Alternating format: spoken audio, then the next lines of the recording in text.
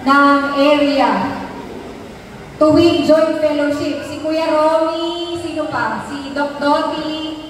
Yan, natatandaan ko yung mga panahon na na nagkaroon kami ng pagkakataon na makapagsalita. At salamat sa Panginoon dahil ngayong umaga ay binigyan naman kaming mga yoads na makapagbigay ng mensahe sa inyo galing sa Panginoon. And actually, nanginginig nga po talaga yung tuhod ko. Yan, nanginginig yung tuhod ko. Kung alam nyo lang, nilalamig yung kamay ko.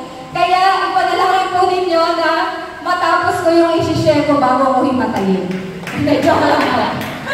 Sige po, so magsimula tayo sa panalangin. Inaanayan ko ang lahat na yumuko at humingi tayo ng tulong sa ating Panginoon.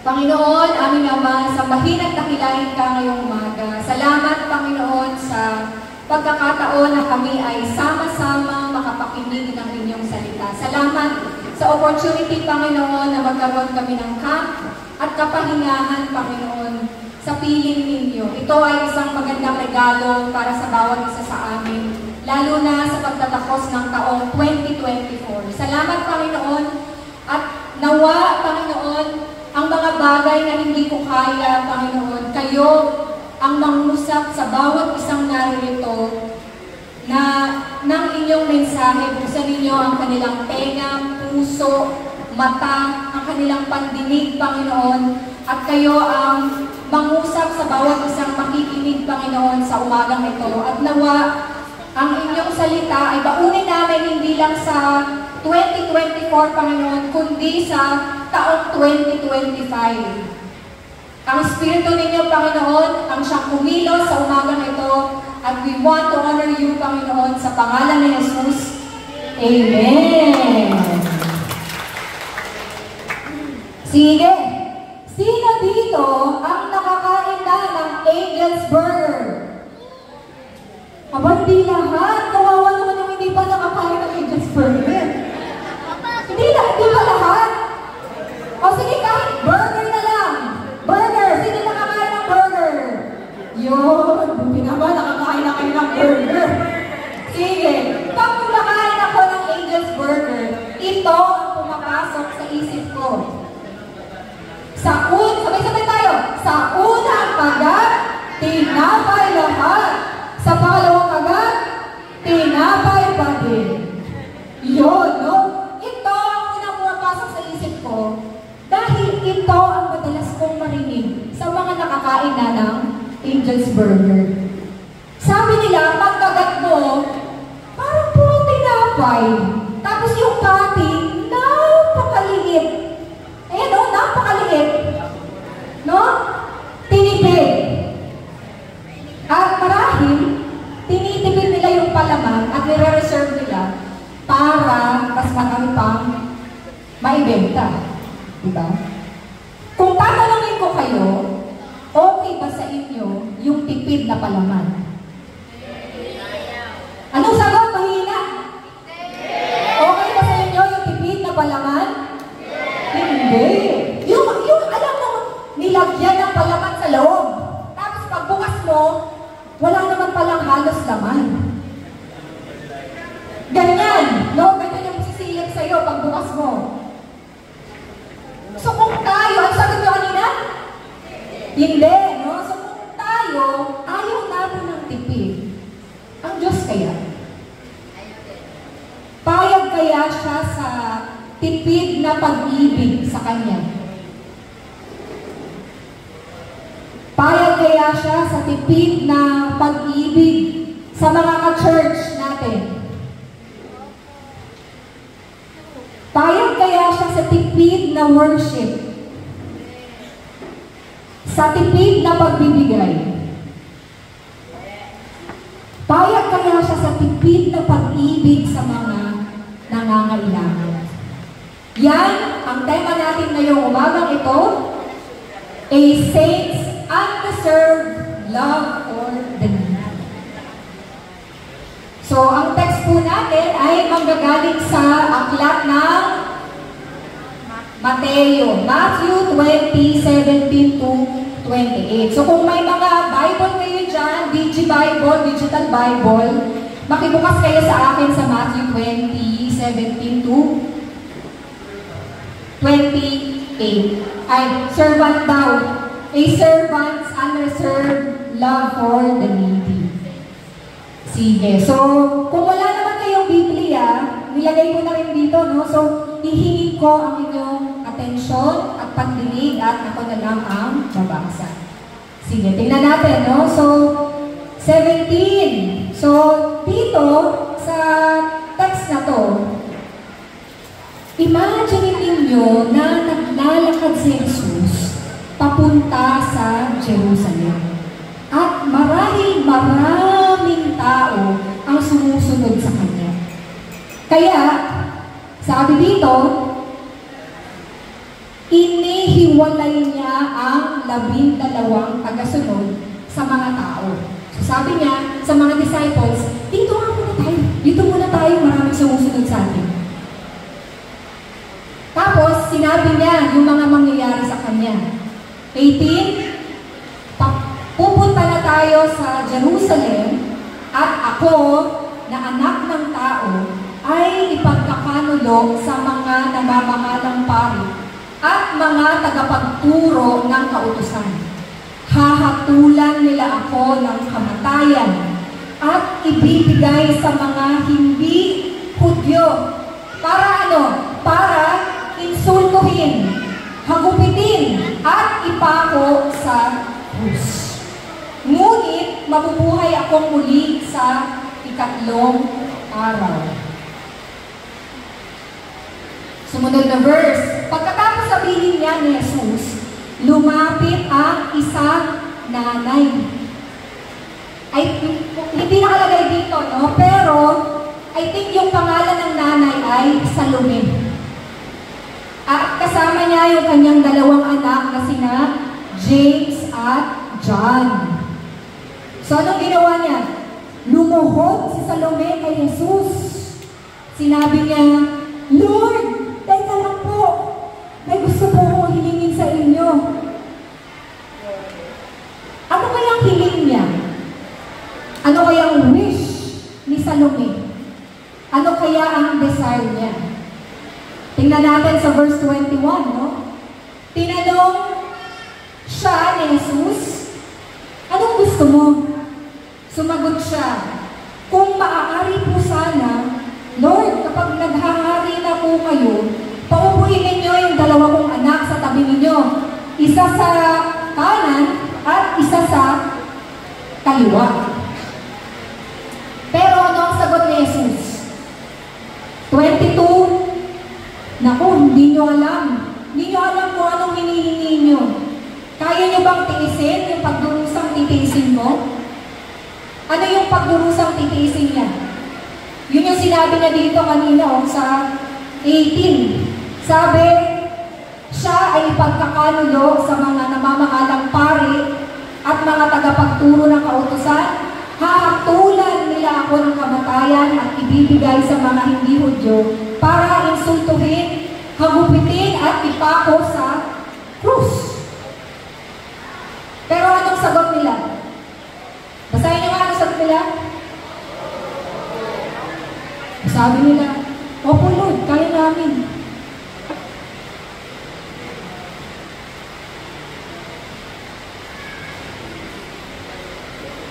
So, sinabi ni Jesus, maaaring kaya ninyong tiisin, pero hindi ako ang pumipili kung sino yung uupo sa kanan o kaliwa ko.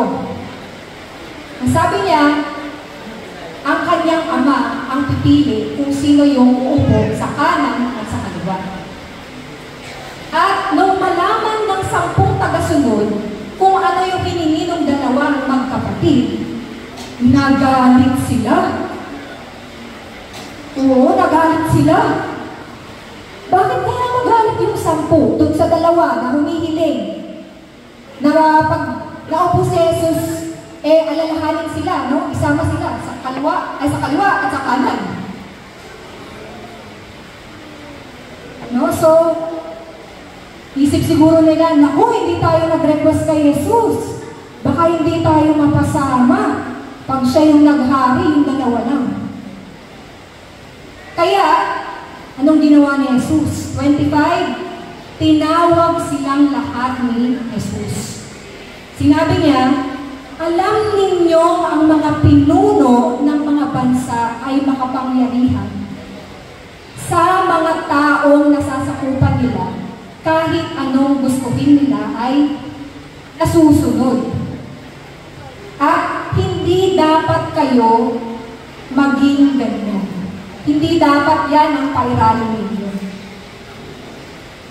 Anong sabi niya sa 26? Sa halip, ang sino man sa inyo na gustong maging dakila ay dapat maging lingkod ninyo.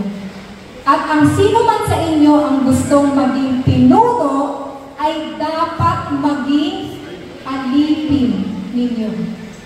28, maging ako na anak ng tao ay naparito sa mundo hindi upang paglikuran. Hindi upang paglikuran, kundi upang maglingkod at magbigay ng aking buhay para maligtas ang maraming tao. Para masagot natin kung paano natin marirekindle ang ating unreserved love for the needy, meron tayong tatlong tanong. Ilan? Tatlo. So, tatlong tanong na dapat sagutin ayon sa modelong ipinakita ni Jesus. Unang tanong, pakibasa. Sasagutin natin, sino si Jesus? Pangalawang tanong, paano siya naglingkod? Pangatlong tanong, kanino siya naglingkod ng buong buhay? Sige. Sino si Jesus? Tatanungin ko kayo. Para sa inyo, sino si Jesus? Sino si Jesus? May sumagot ka agad dito.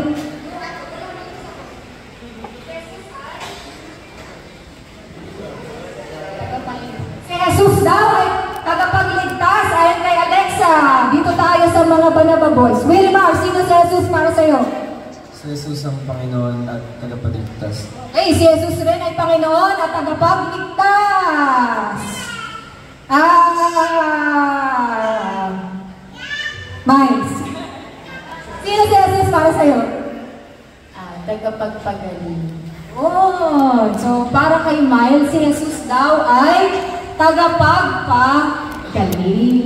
Ang galing, di ba? Tagapagpagaling, ang ating tagapagligtas. Sige. Alam ko, kilala natin si Jesus. Pero galing sa text natin ngayong umaga, Jesus is not just a son of man, He is a servant.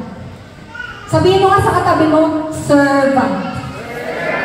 Servant, no? So, galing sa Matthew 20:28, sabay-sabay tayo. The Son of Man did not come to be served, but to serve. So, si Jesus, hindi lang siya Son of Man. Siya ay servant. At sa Greek, ang servant ay doulos. Doulos. Ibig sabihin, slave. No? Anong another word for servant? Slave. Sa Tagalog, alipin. So, paano ba dapat itrato ang alipin? So, kung meron kayong alipin, paano ninyo sila itatrato?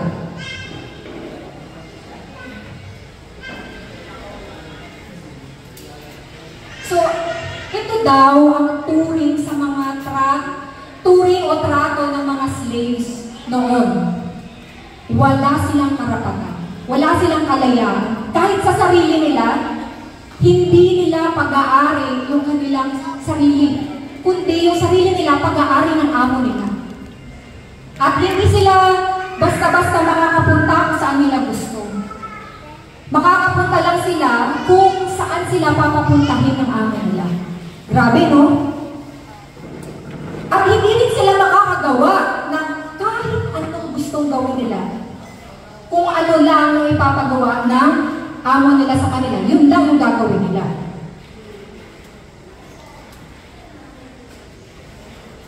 So, bukod sa ang servant ay slave, ang isa pang kahulugan ng servant ay devoted to another to the disregard of one's own interests. So, yung mga alipin, sa lahat ng kanilang gagawin, lagi nilang isinasaalang-alang yung amo nila. So, yung alipin noon, wala silang self-interest. Amo muna bago yung kanilang sarili. At si Jesus, bumaba siya at siya ay naging servant. Inalis niya yung kanyang self-interest at sa halip, ang interest ng Ama ang kanyang inuna. So sabi sa John 6:38, basahin natin. For I came down, tunog na yata. 1, 2, 3, go! I came down from heaven not to do my own will, but the will of Him that sent me. So, ito ang interest ni Jesus. Ang will ng Panginoon, yung kalooban ng Panginoon. Kalooban muna ng Panginoon bago ang kanyang sarili. Kaya siya ay isang servant. So, naglingkod siya sa halip na paglingkuran. So kung si Jesus ay naparito para maglingkod, balikan natin yung desire kanina o yung wish ng nanay na si Salome sa text, di ba? Anong wish niya? Anong wish niya para dun sa dalawang anak? Paupuin yung kanyang dalawang anak sa kanan at kaliwa ni Jesus. Alam ba ninyo ano ang ibig sabihin?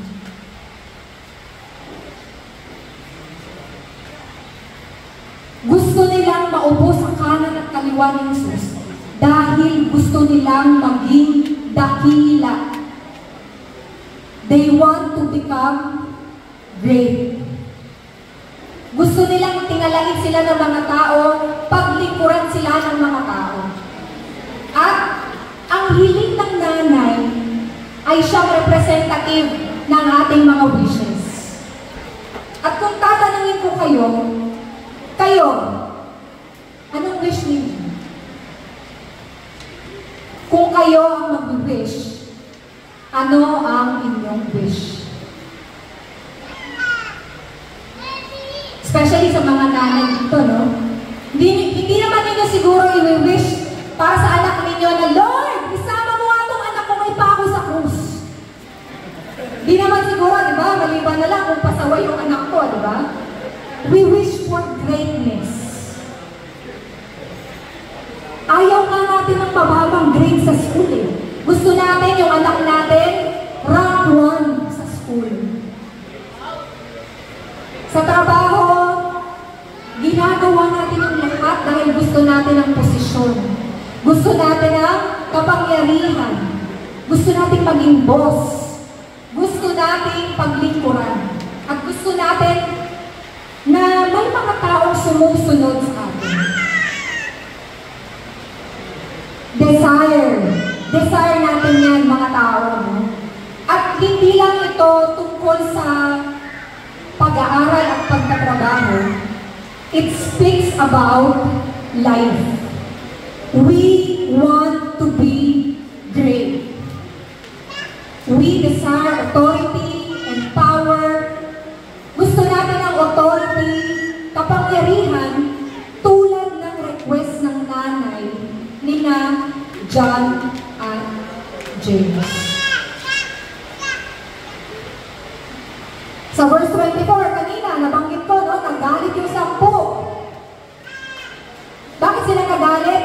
Kasi naunahan silang mag-request ng 2. Ay, nauna sila sa amin. No? Nagalit sila. Bakit? Kasi they also want to become great. And we all want to become great.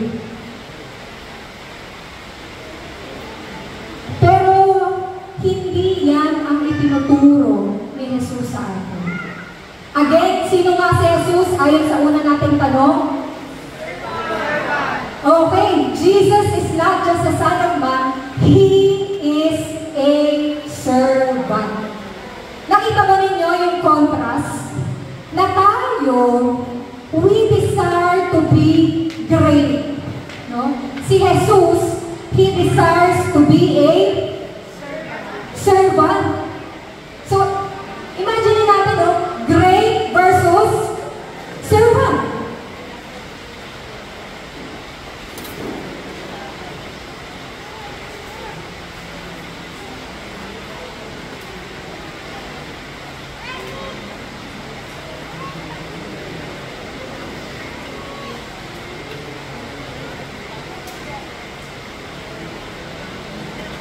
And ang Panginoon, He rid Himself of self-interest. He rid His desire to become great. Inalis niya yung kanyang pagkapanginoon, kaya siya ay naging servant. Servant ka ba? Tanungin mo yung sarili mo, servant ba ako? Oo, mahal mo si Lord. Nandyan ka sa church. Nag-attend ka naman. Leader ka naman. Nagpipreach ka naman. Kasama ka naman sa music team. Nagtuturo ka naman sa mga bata. I think yun ang definition natin ng isang servant. Pero sabi dito, hindi yun ang definition ng isang servant. So sabi dito, hindi ka servant unless you rid yourself of self-interest. So hindi ka servant, libang alisin mo ang self-interest mo. Hindi ka servant unless you rid your desire to become great. So hindi ka servant kung libang alisin mo yung kagustuhan mong paglingkuran ka.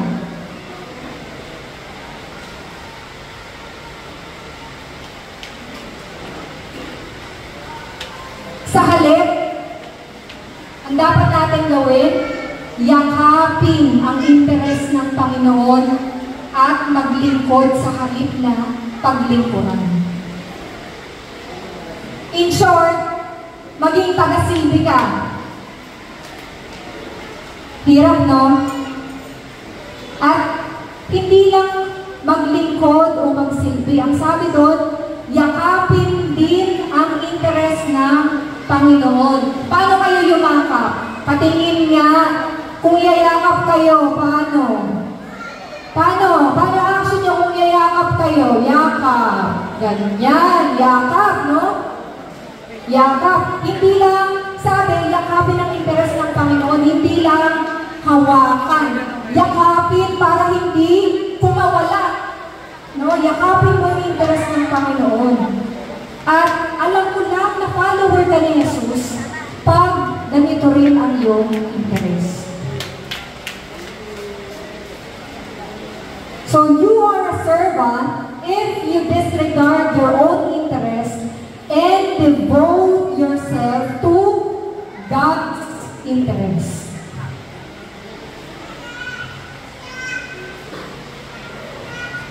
Paano nga natin marirekindle ang unreserved love for the needy? Ano ang unang tanong na dapat sagutin? Sino si Jesus? Si Jesus ay servant. Now, para sa pangalawang tanong na dapat natin sagutin, to rekindle our unreserved love for the needy, ang pangalawang tanong ay, paano naglingkod itong si Jesus, no? Itong servant na si Jesus. Ang sagot, He gave His life. Sige, basahin natin sabay-sabay Matthew 20:17 to 19. And sabay-sabay tayo. Isa, dalawa, tatlo.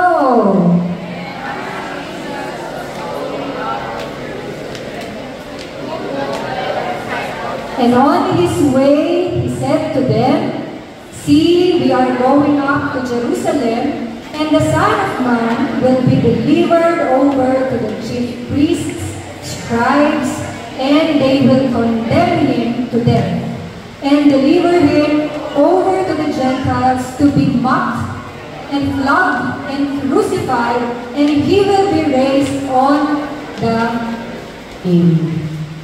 So, sapat na ba na magpagaling si Jesus ng mga may sakit? Sapat na ba na bumaba si Jesus, nagpakain siya sa mga nagugutom? Sapat na ba na nagturo siya sa mga tao tungkol sa kaharian ng Diyos?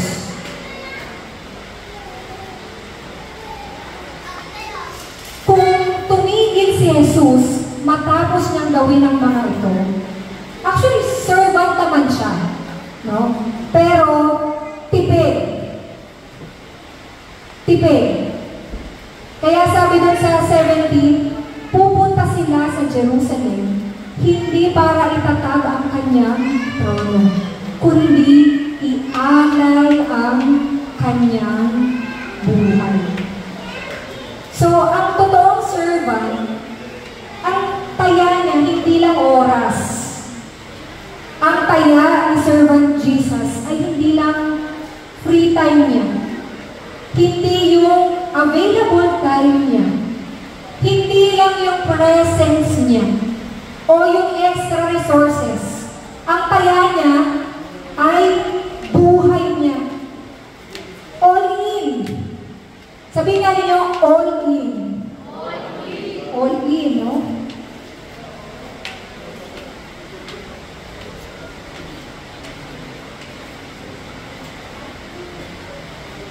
Kasi si Jen.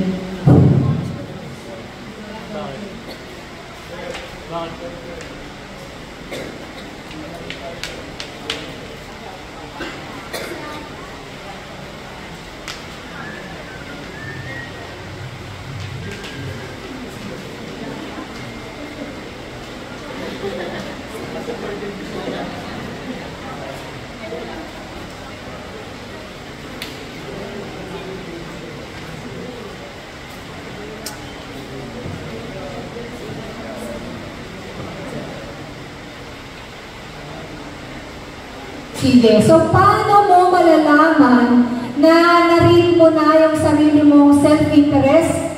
Ang sagot, paghanda mo nang ibigay ang lahat ng mahalaga sa iyo.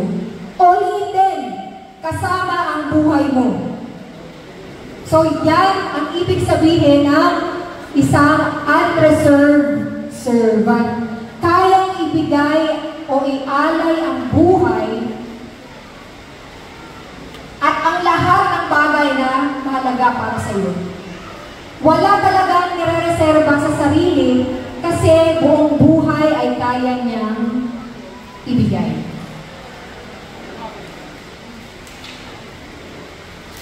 So meron pong isang simpleng babae ang ipinanganak sa Belgium. Ngunit lumaki siya sa US. Na nagngangalang Elizabeth Elliot. Ang kanyang mga magulang ay parehong misyonero, kaya natutunan niya yung kahalagahan ng pananampalataya. Sa Wheaton College, nag-aral siya ng Greek dahil sa kanyang pagnanais na magsalin, mag-translate ng mga Biblia sa mga remote region sa buong at habang nag-aaral siya, doon niya nakilala ang kanyang naging asawa na si Jim Elliot, na meron ding puso sa pagmimisyon sa mga lugar na hindi pa naaabot ng Ebanghelyo. So, nagkaroon sila ng anak at nagsimula silang magmisyon. So, sumama si Jim kay Elizabeth sa Ecuador, sa tribo ng mga Auca. At yung tribo to, kilala sila sa pagiging agresibo at mapanganib. Dahil kilala sila na pumapatay ng mga misyonero. No? Pero sa gitna ng panganib, pumunta pa rin yung mag-asawa doon at sa kasamang palad, noong 1956, si Jim at ang kanyang 4 na kasamahang misyonero ay pinatay. Pinatay sila ng miyembro ng tribo habang sinusubukan nilang makipag-ugnayan sa mapayapang paraan. Pero bagamat labis ang kalungkutan ni Elizabeth, tumanggi si Elizabeth na sukuan ang mga tao sa tribong yon. Sa halip na iwanan niya yung mga tao sa tribo at umalis, mas pinili ni Elizabeth na manatili sa Ecuador. So nagpatuloy siyang manirahan, makipamuhay kasama ng kanyang anak.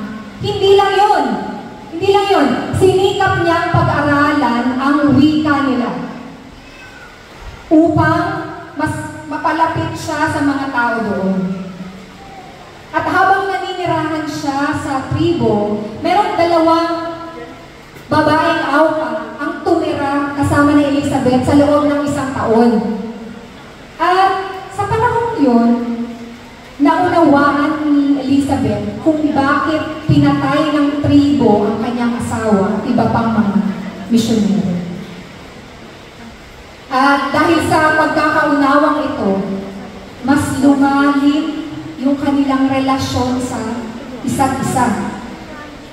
At hindi nagtagal ay nagkaroon siya ng pagkakataon na mas makilala yung mga tao doon, magturo sa kanila tungkol sa pag-ibig ni Kristo.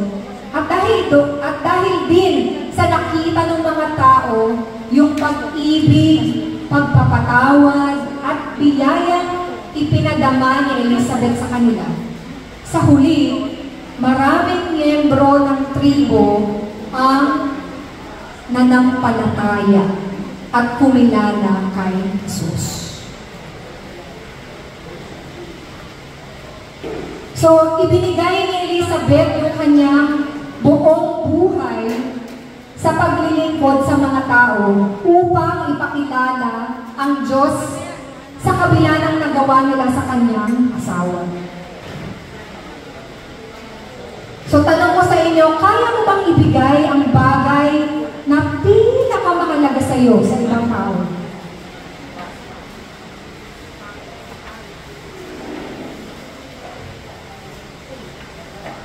Kasi takot tayong mawalan. Kaya madalas, nagbibigay naman tayo, no? Pero merong naiiwan para sa ating sarili. Yung tugon natin sa mga nangangailangan ay, isipin ko muna. No? Pero, sa halip na, all in dapat. So may mga nagugutom, meron kang 2 tinapay. Binigay mo lang yung isa, hindi mo binigay yung isa. Kasi paano ka? Diba? Meron tayong interest. Lagi natin inuuna yung sarili natin. And we still tend to think about ourselves. Pero dito, ang lingkod, sabi, diba, disregarding his own interests, pamilya man yan, wealth, greatness, o ano pa, pinapahalagahan ng mga tao. So, ang tanong ko lang naman, dito, handa ka bang mawalan para magkaroon ng iba? Ulitin ko, handa ka bang mawalan para magkaroon ng iba?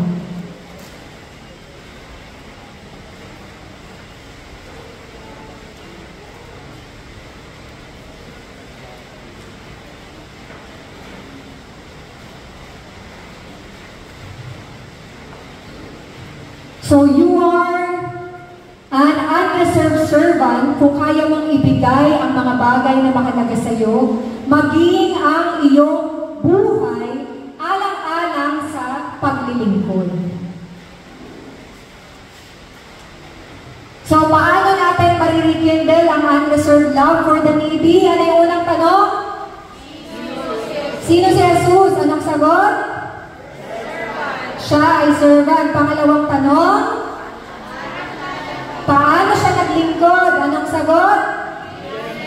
Ibinigay niya ang kanyang buhay. Ito na yung panghuli, no? Panghuli na to. Ang panghuling tanong, kanino naglingkod ng buong buhay yung servant na si Jesus? Ang sagot, to many who needed to be ransomed. Sige, basahin natin Matthew 20:28. And, wala na. 1, 2, 3, go. And, for many. Sige. So, kailan na ginagamit yung salitang ransom? Kidnap. Pag may nakidnap, no? Ransom. So, sabi dito, the word ransom was the term commonly used for the redemption price of a slave. The amount required to buy his freedom. No, so, parang pag may tumawag sa telepono, kring, kring, kring, kring. Hawak ko anak mo, kailangan ko ng ransom. Tamang-tama, yung anak mo, pasaway. Sabi niyo, sige po, sa inyo na yan, bayaran ko pa kayo. So, yung ransom, no? Ako po, pasok sa isip ko, pag may nakidnap o may na hostage. So, siguro sabi ni Jesus, ako na lang ang kunin ninyo. Ako na lang yung bayad.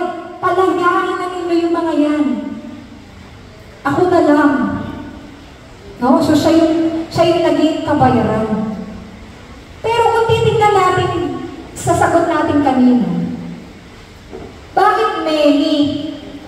No? Many. Bakit hindi for all? Bakit hindi for all? And to give His life for all. Bakit hindi para sa lahat? Bakit hindi for all? Sino yung many na tinutukoy doon sa verse? Sino yung mga na-hostage sa panahon natin ngayon na kailangan natin tubusin?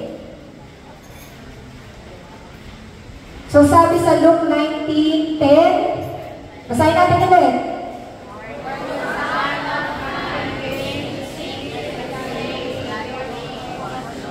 Yan. So, anong sabi ni Jesus? Hindi ako naparito para sa walang sakit.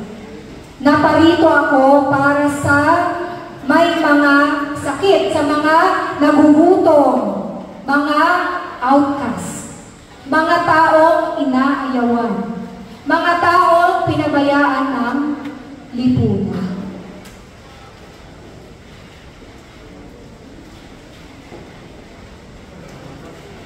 So, may mga taong nakatira sa malayong lugar at wala silang alam kundi mabuhay para makakain dahil malayo sila sa kabihasnan.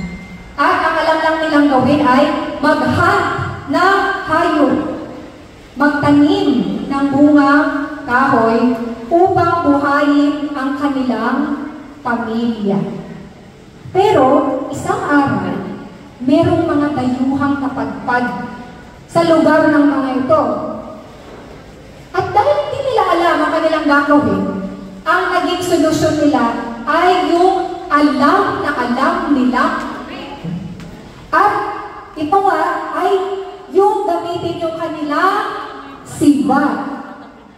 No? Kaya, isang miyembro ng tribo agad na nagbato ng kanyang sibat sa mga dayuhan. At nang makita ito ng iba, bumaya din sila. Oo, hanggang lahat ng miyembro ng tribo ay nakapagbato ng sibag. Makalipas lang ang ilang sandali, sa di kalayuan, makikita ang isang dayuhan na naghihingalo na. At duguan na nakahandusay sa lupa dahil sa tama ng sibag.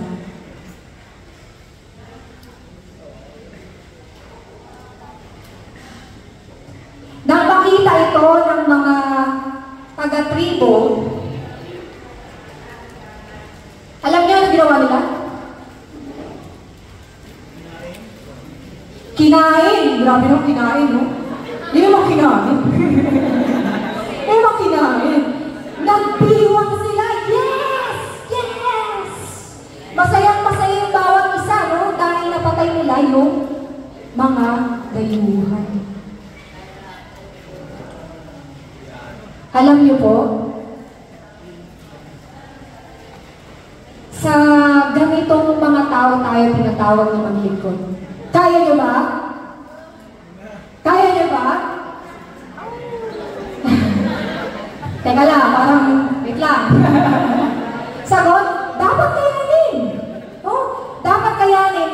Kasi, alam niyo po ba, sila yung taong needy na tinutukoy doon. Maniwala kayo sa hindi, sila yung tinutukoy na needy.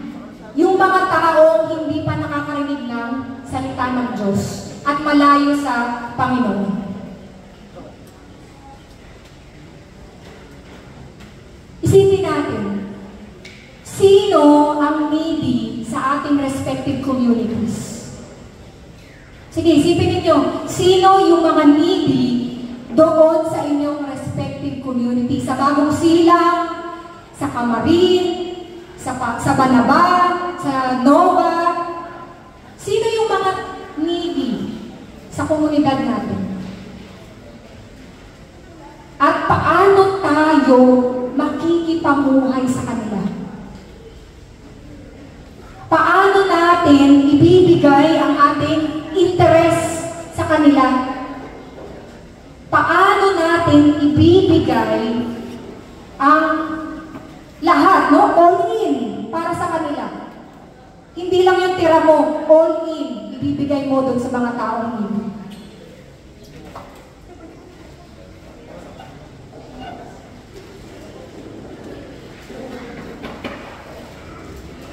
So yung paglilingkod sa Diyos, walang pinipili.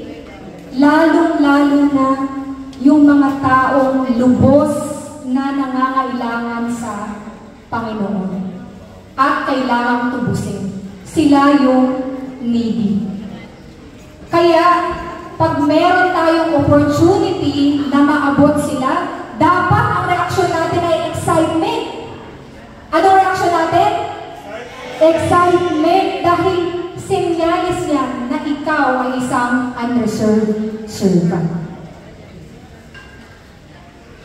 Tingnan nga natin uli yung modelo ng unreserved servant, no? Na si Jesus.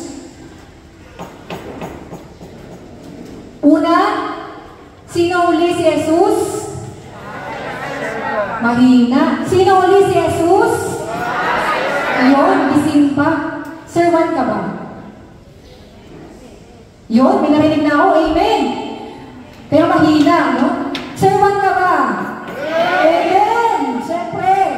Pangalawa, paano siya naglingkod? Kaya pa natin ibigay ang ating buhay, ang ating all-in. Hindi tira, all-in para sa iba. Amen! Siyempre, amen! Pangatlo, kanino naglingkod ng buong buhay yung servant na si Jesus?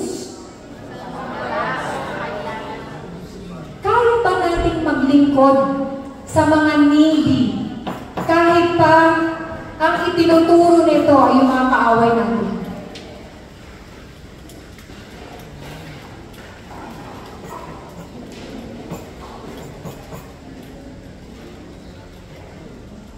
So, kung babalikan po natin yung Angel's Burger ngayon, Nagbago na sila ng isip. Nagsisi na sila kung bakit nila tinitipid yung palaman nila. At pag pumunta kayo sa branches nila, ano mapapansin ninyo? Nag-boom, nag-grow sila, ganito. Ganda ng mga branches nila ngayon. Pag pumunta kayo, mas dumami yung customer nila. Bakit? Kasi hindi na nila tinitipid yung palaman nila. Oo. Hindi na nila tinitipid. Unreserved na sila ngayon. Oo. So from being reserved to unreserved. Nalaman nila, bakit? Kasi nalaman nila na yung pagtitipid ng palaman ay hindi maganda para sa mga customer. Na kapag ibinigay mo ang lahat sa iyong customer, sigurado, babalik-balikan ka nila. Kaya naman, huwag nating tipirin ang ating paglilingkod sa Diyos sa mga taong needy. Ibigay natin ang lahat, or in, lahat, bigay mo na. So tayo ba? Kailan tayo magbabago ng isip tungkol sa pagtitipid?